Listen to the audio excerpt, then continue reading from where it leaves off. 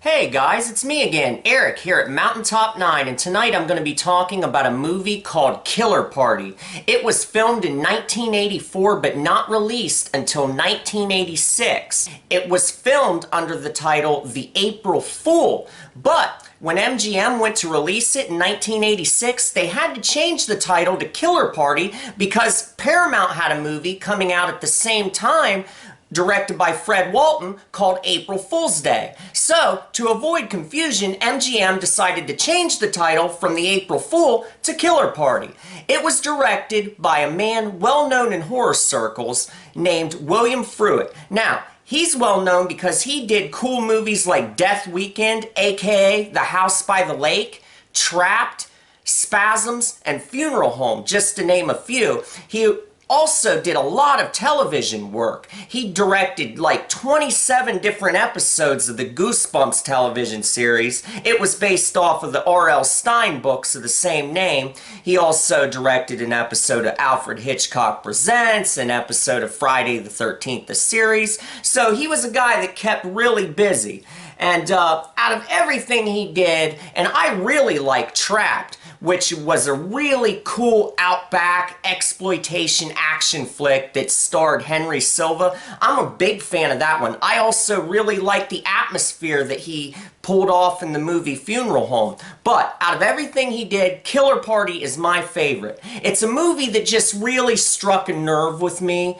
I saw it when I was either 6 or 7, and I saw it on late night HBO, and it just really struck a nerve. I really got a jolt from the ending, left a lasting impression on me, and the movie overall is really influential to me in how I view different types of slashers and possession flicks. I think that this movie balances those elements really nicely towards the end. But we'll get into that in a bit. Another thing I want to point out is that it was written by Barney Cohen. Now, he was the man who scripted Friday the 13th Part 4, the final chapter.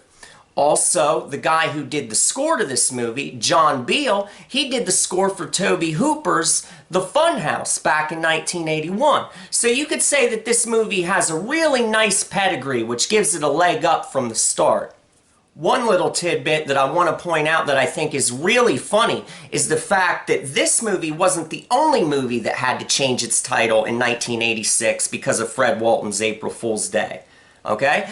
The other movie that had to do that was Slaughter High. Slaughter High was actually originally known as April Fool's Day, and they also had to change their title. So you had 3 movies coming out in 1986 that were vying for the same title or variation thereof, and I think that's kind of amusing. Funny enough, the movie out of those 3, the one that in my opinion sucks balls is Fred Walton's April Fool's Day, the Paramount release picture. I can't stand that fucking movie, but you know, that's a topic for another time.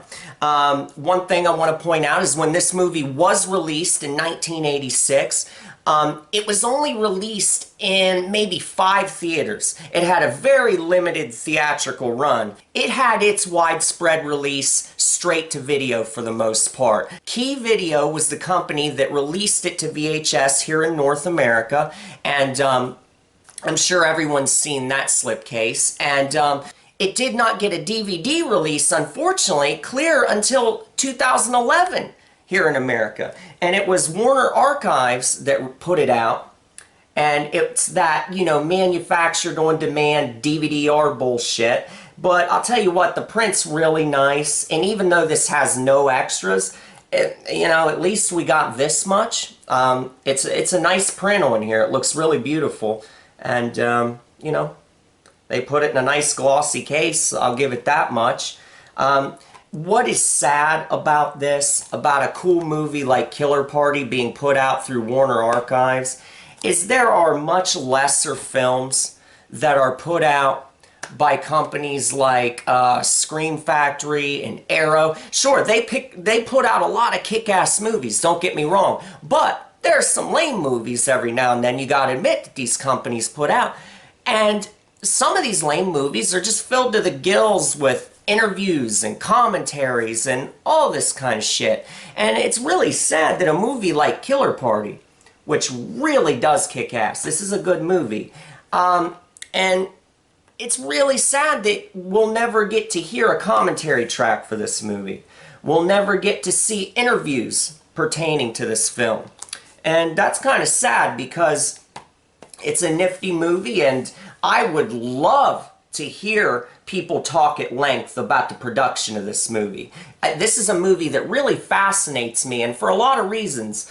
One in particular reason is the fact that it has stuff going on beneath the surface. You know me with movies like Mountaintop Motel Massacre, for instance. I like how that's not just a run-of-the-mill slasher movie. It has elements of the occult running through it. It has supernatural stuff going on. I get off on that kind of thing. I like things that are off-kilter. I don't like things that are just cut and dried, black and white. I like things that have a gray area. I like ambiguity. Stuff like that really interests me. So a movie like Killer Party is in that vein. And yeah, I would have really liked to have seen this movie get a special edition with interviews and commentary, but sadly it's not to be. But let's get on to the plot of this movie, and then I'll talk some more and extrapolate upon a lot of the underlying themes when we're done with that. So, are you ready? Let's get going.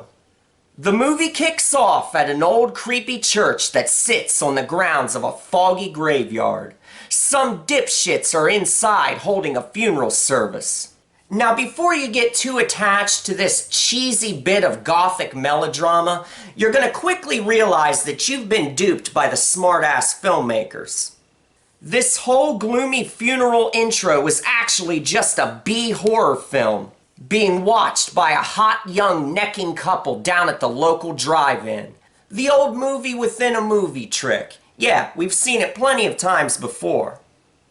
Anyway, this fucking guy is all over this dame, and she's not ready to go all the way just yet. She shoves his greasy mitts off of her delicious body and tells him that she's going to the concession stand to buy some fucking popcorn. She skips across the parking lot like she's fucking Peter Pan or something. Meanwhile, my boy in the car over here has a case of blue balls that would make your fucking head spin. He doesn't mind letting her go get a batch of popcorn, though. The way he figures it, maybe the salty corn will make her so thirsty that she'll be ready to suck down a gallon of his fresh yellow piss by the end of the fucking night. When cute Miss Priss walks into the concession building, she realizes that it's completely empty. No patrons, no cashiers. It's a complete ghost town. She creeps past fresh batches of onion rings, fries, and hot sandwiches wrapped in foil. I don't know about you, but nothing makes me hungrier than a fresh hot sandwich wrapped in foil. I would stick those sandwiches down my throat and shove them up my ass. Our cute blonde tart seizes this golden opportunity to dip herself a nice big bucket of free popcorn. As she walks out, she passes several small silent farts from between her oily butt cheeks. When she gets back to the car, her boyfriend is gone. It's like the prick just up and vanished. So she sits back down and starts to eat her precious popcorn when her boyfriend appears by the passenger side window. He looks like a wild-eyed lunatic with spit dripping out of his disgusting mouth. He has a goddamn knife in his hand to boot, and when she looks over and sees this maniac, she throws that bucket in his face and runs like hell. But wait one fucking minute right here, folks. Is this movie trying to fool us again? Because now this looks like a goddamn music video. We got zombies breaking through car windows and grunting and groaning as they roll around in burning flames, while some hard-charging 80's band starts rocking out down at the soda stand. The bass-playing lead singer is quite attractive and probably has a nice penis. He's crooning like a wildebeest while his comrades bash their respective instruments. The song is actually pretty fucking catchy, with some driving power chord hooks, sugar-laden keyboard melodies, and a highly memorable chorus. It's a charming ditty called You're No Fool. Quit playing those drums and restock the onion rings, you prick. After a sexy guitar lead, the song winds down and you see the band leaving the drive-in, smiling and waving.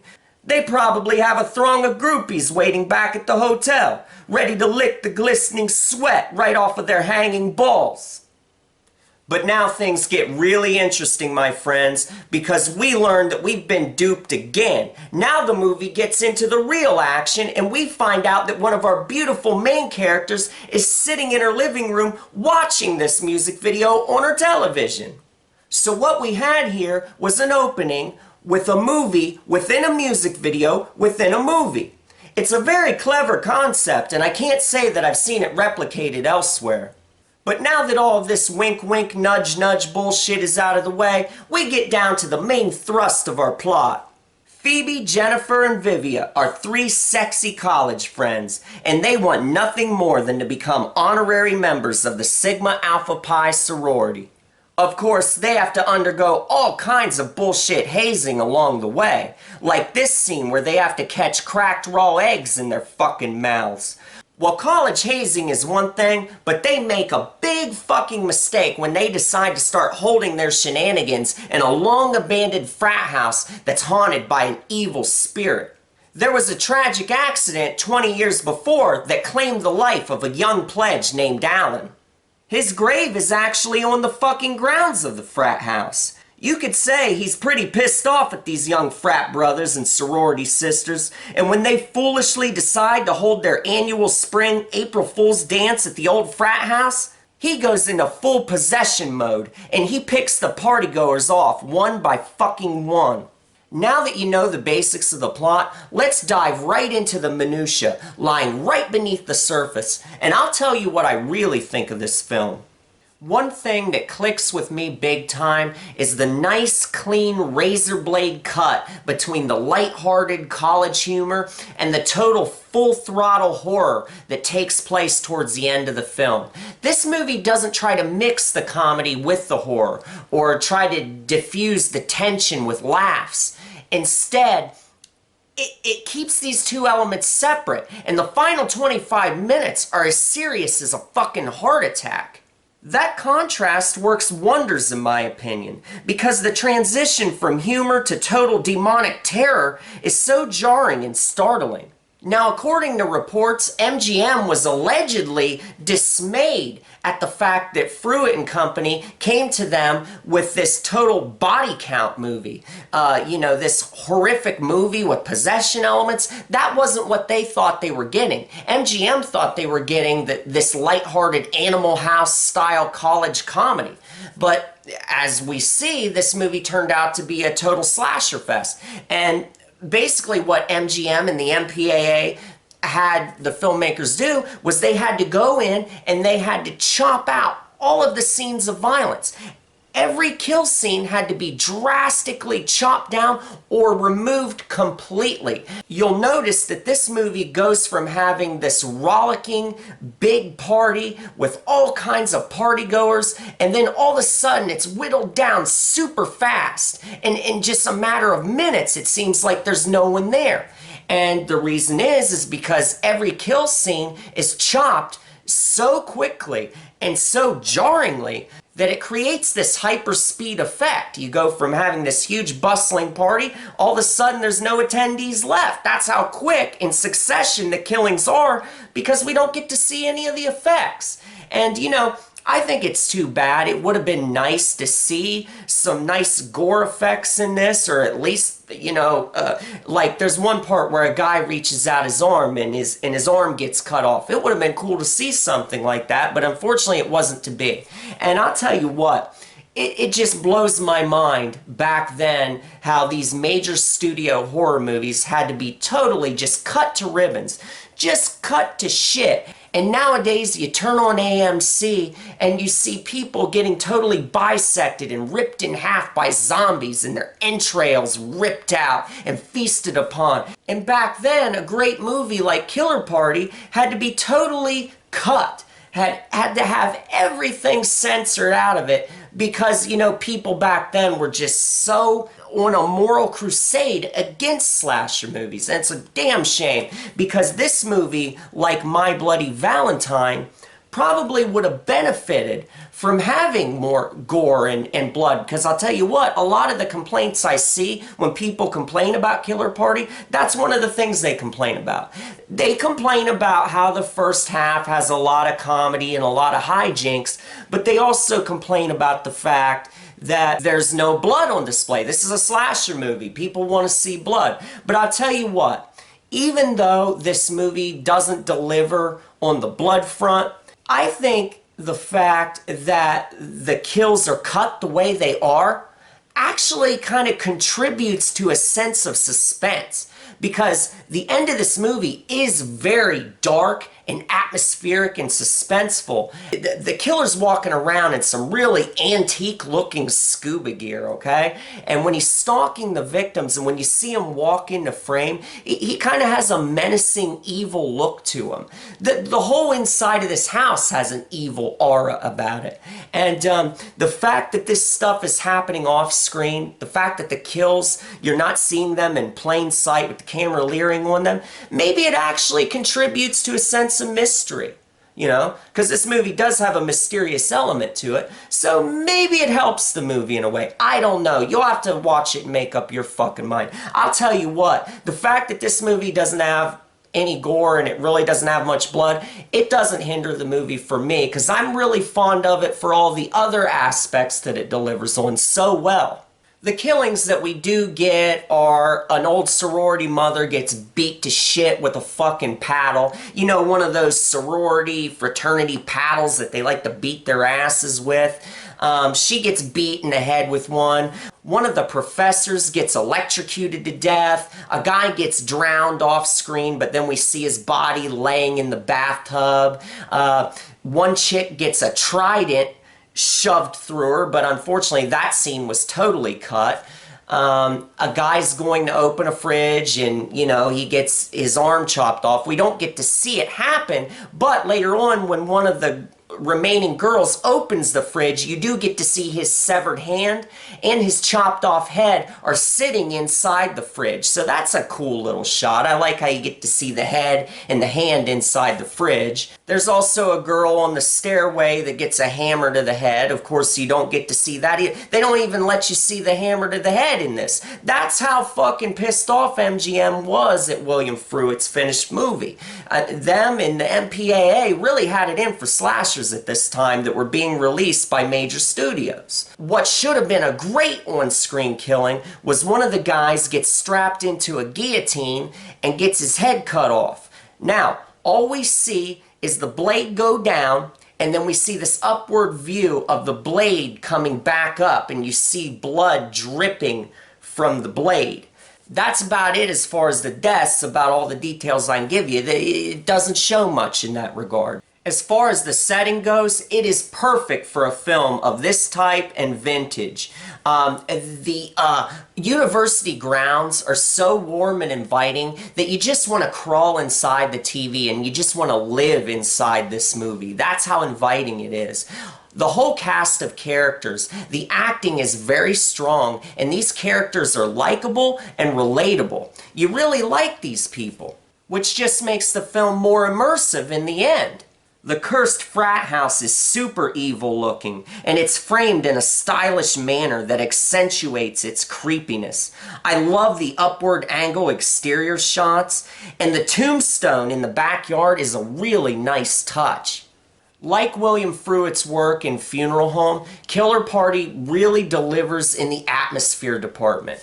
When it's going for the horror route, when it goes hardcore into the horror realm and we leave the humorous parts behind, it delivers on the atmosphere in spades. You got the frat house, which just looks evil. It looks like pure evil. And then you got this menacing voice that calls out from time to time in there. And then there's this really creepy backstory to the movie that we are able to glean certain bits of info from and about during little snippets of dialogue here and there. We learned that the pledge who died, the pledge named Alan, well, he was really into the occult and other evil stuff, and apparently he stirred something up in this fraternity house. He stirred up a demon of some sort. That little thing adds an extra kick in the ass to this movie as far as I'm concerned. It adds a nice little extra jolt of evil to everything that's going on. When you think about the fact that this isn't a garden variety slasher, you've got that extra supernatural element in there. It does wonders for it. It creeps you out more when you're watching this movie late at night and the whole demonic type stuff comes in. That stuff really raises your hair on end. It gives you goosebumps. John Beale's score is excellent in this regard. The horrific parts are really good. And his score to this movie actually sounds quite a bit like what he did for the Funhouse. Except I think what he does here is even better.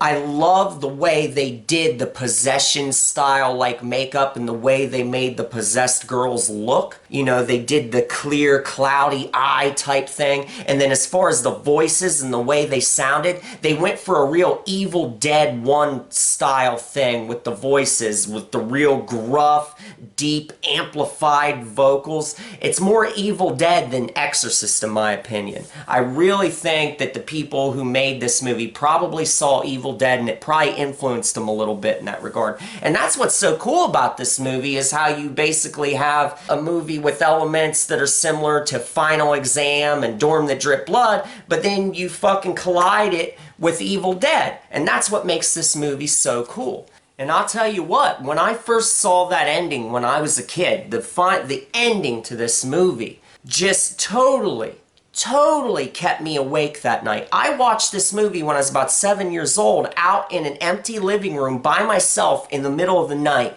at like 1 in the morning or something like that. My grandma had taped it and I was watching the tape of it and I could not sleep. I turned on the lights in the living room and just sat there on the couch and I was scared. It really creeped me out back then. Now, would it creep kids out nowadays? I'm not so sure. People are more jaded by more high-tech type stuff, you know, CGI and all this other stuff. They might think a movie like this is too lived in, too boring, too old. But when I was 7, man, this movie hit me right where I lived. It really creeped me out and made a big impact on me for years to come. And it's still one that I revisit every so often and still get a kick out of watching nowadays. I could just go on and on about the atmosphere that is in the final 25 minutes or so of this movie. It's a really perfect combination of everything. Score, cinematography, makeup, moody lighting, everything comes together to finish this movie out on a really strong note. The White Sister video at the beginning, I want to also point out, is pretty funny. That is classic cheese right there and perfect 80s nostalgia. So I gotta say something about that before this video's over because I know a lot of people love that opening. And it is a very clever opening, I must say.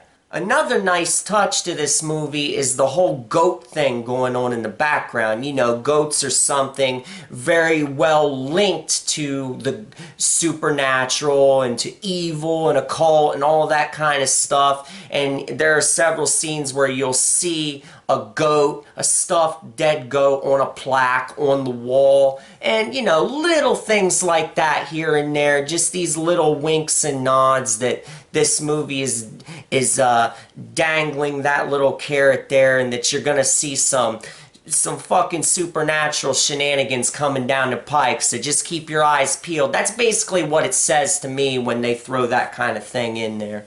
So yeah, guys, if you like Killer Party, drop me a line. Let me know what you think. Leave me a comment.